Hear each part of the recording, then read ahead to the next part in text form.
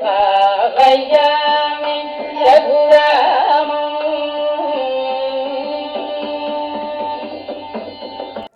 Hello everyone, welcome you all back to the Bhavayami Raghuramam series. So here we are at the second episode, and today's episode we will explore the Baalakandam of the Ramayana, how it is viewed from Sri Swadhitirunal's perspective. So are you all geared up to know how vividly he has portrayed it? Balakandam is the first kandam of the Ramayana. It is rich with divine charm and significance. It sets the spiritual, mythological, and emotional foundation for the entire epic. I would say it's a celebration of the beginnings, be it Rama's birth, his first victories, his marriage, and planting of Dharma on the earth. It is the most joyful and auspicious part of the Ramayana, filled with hope, divine intervention, and sweetness. So, before any further ado, let's go over how Swadhitirnar has portrayed the Balakandam. He calls Rama as the ornament of the solar dynasty. Dinakaran Vayatilakam. Tilakam meaning an ornament, or I would rather say something which is considered to be, the pinnacle, right? Dinakara, sun. Anvaya means lineage. So together it becomes Dinakaranvaya, right? So one who is belonging to the Surya lineage or the solar dynasty. Now, everywhere we'll draw references to how Kambar has also, portrayed, because this will make us understand how great minds think alike. I think for that we should see how Kambar has also portrayed. So, how Kambar says is that Iravi Kulatilakam ஈசன் ராமன் தரணியில் வந்து உதித்தான் போல்தாங்க இரவி குல திலகம். Now, Swadhitirunal calls Rama as Dinakaran Vayatilakam and Kambar calls him as Iravi Kula Tilakan. So, they are both the same, right? Calling him as somebody who is the star, I would say, of the solar dynasty. Now, going to the second episode of the Ramayana in the Balakandam, where Rama goes to he accompanies Vishwamitra to protect his yajna, and how he slays demons like Subahu. So that is what is being highlighted in the second line of this particular charanam, I would say. Divyagadi Suta Savana Vanarachita Subahu Mukha Vadam. Now, Divyagadi Suta Savana. Gadi Suta. Vishwamitra is referred to as the son of Gadi here. Gadi Suta. Divya Gadi Suta. Of course, he is somebody who is holy, somebody who is respected, a great guru. So he adds that, holiness. So for that he calls him Divya Gadi Suta, one who is divine. Savana means sacrifice. Vanarachita Subahumukha Vadam. Now, Rama accompanies Vishwamitra to the forest where the sacrifice is being done by Vishwamitra. And why does he accompany him? Is because he is being troubled with the demons who come and try to, they become an obstacle for the penance.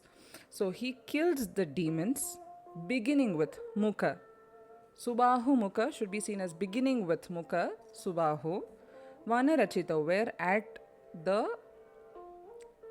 forest, he goes to protect them by killing them or slaying them. Vadam. Vanarachita Subahu Mukha Vadam. Now, how Kambar visualizes this. Vambu அற்று வாய்மொழி வேதியர் வேண்ட அம்பொன்றான் ஆழியும் ஆயிரம் தூண்டும். Vambu அற்று வாய்மொழி வேதியர் வேண்ட. The sages pleaded Rama, and what Rama did with just his single arrow, which was as powerful as a discus, or let's say it multiplied into thousands, and it annihilated the asuras. So the context, how he visualizes, the sages pleaded Rama to protect them. Vaimori Vediyar Venda அம்பொன்றால் ஆழியும் ஆயிரம் தூண்டும். Now to the third episode in the Baalakandam, Ahalya's redemption.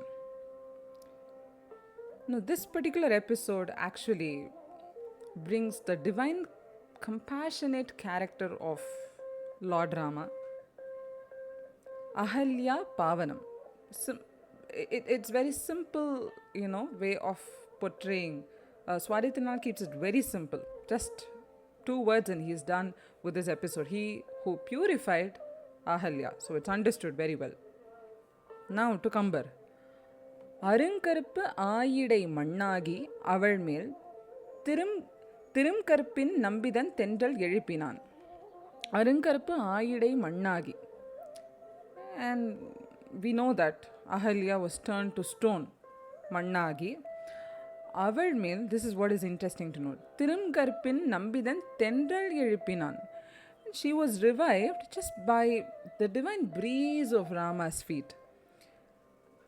The gentle feet of Rama, which was as gentle as a breeze, that is what revived Ahalya. So I think this is a very interesting way of describing this episode. So both poets actually emphasize Rama's grace transforming Ahalya from her cursed state, underlining his divine compassion. And now to the most interesting part of the Baalakandam, for which we are all waiting for. Rama Sita Kalyanam, Anagamisha Chapabhangam Janakasuta Pranesham. Anagamisha Chapabhangam. So what did Rama do? He broke the bow. And whose bow was that? It was of Shiva's. And how does he describe Shiva as one who is sinless? This is again interesting. We know Shiva is the destroyer, but still he is sinless. It sounds like an oxymoron, but nevertheless, that's an interesting fact here, or how he calls it. Anagamisha. Anagam means sinless. Isha, of course, Shiva. So it becomes Anagamisha. Chapa Bhangam. Chapa means bow. Bhangam. So he broke that bow. Bhangam, we know it's always a bada, an obstacle or something. So he broke the bow. So that is what Swadhitirunal means. And what happens after that? Janaka Suta Pranesham. He doesn't say he marries Sita. He says by breaking the bow, he becomes the beloved of Janaka Suta or Janaki. Now, how does Kambar, portray this episode? Portray the Rama Sita Kalyanam. Sumandidum tolin oru kaiyal thooki nimirndala naanoli neendhinan. This is something which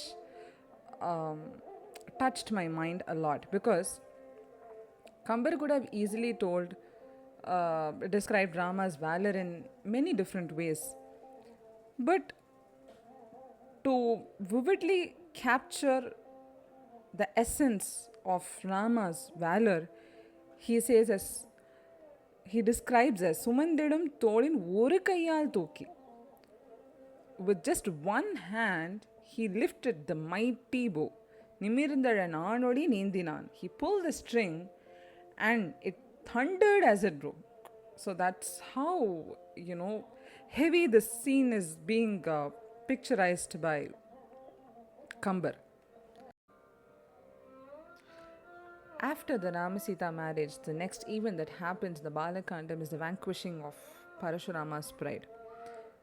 Ghana Kupita Raghuramam Gharva Haramita. Haram means to destroy. Destroy what? The pride of Parashurama. Parashurama is referred to as Raghuramam here because he is a descendant of Raghu.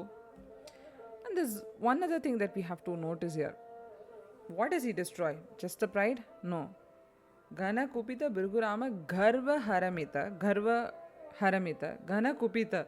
He describes Parashurama being profoundly angry, right? So he vanquishes both his anger and pride. I think that is what is being highlighted here.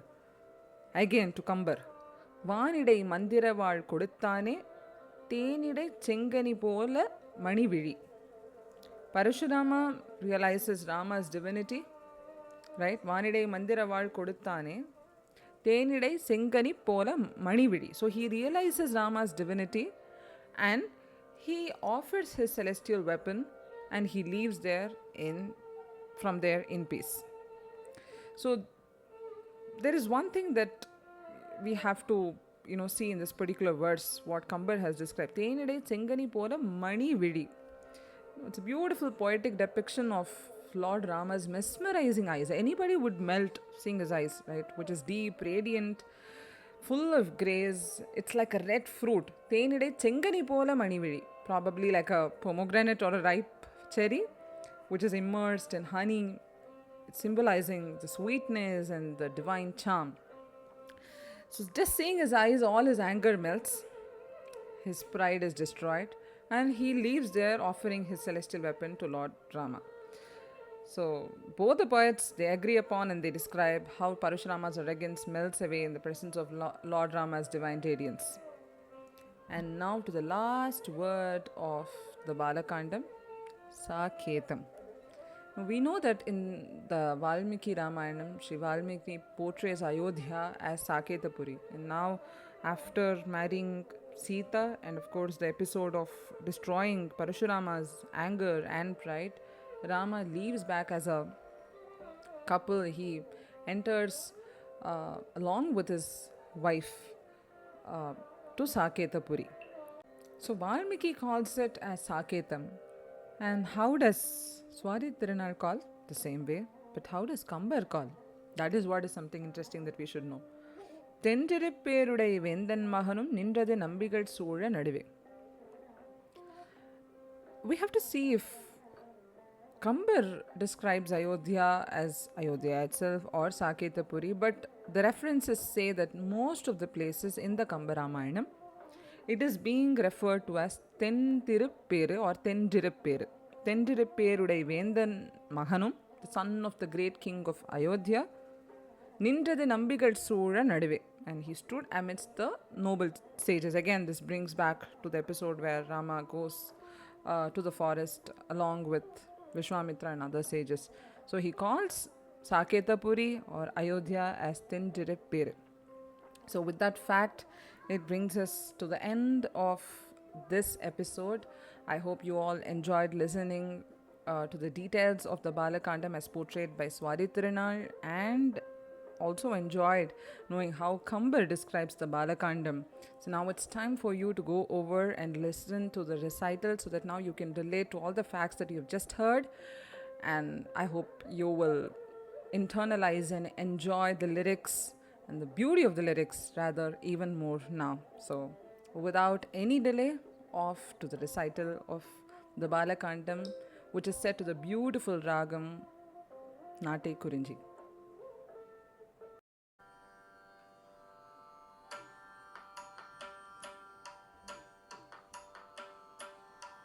Ninakaran Vagatilakam Divyagadi Sutasavana Dinakaran Vagatilakam Divyagadi Sutasavana Dinakaran Vagatilakam Divyagadi Sutasavana Vanarachita Subhahu Mukavadam Ahalya Pavanam Vanarachita Subhahu Mukavadam Ahalya Pavanam Anagamisha Chapabangam Janakasuta Pranesham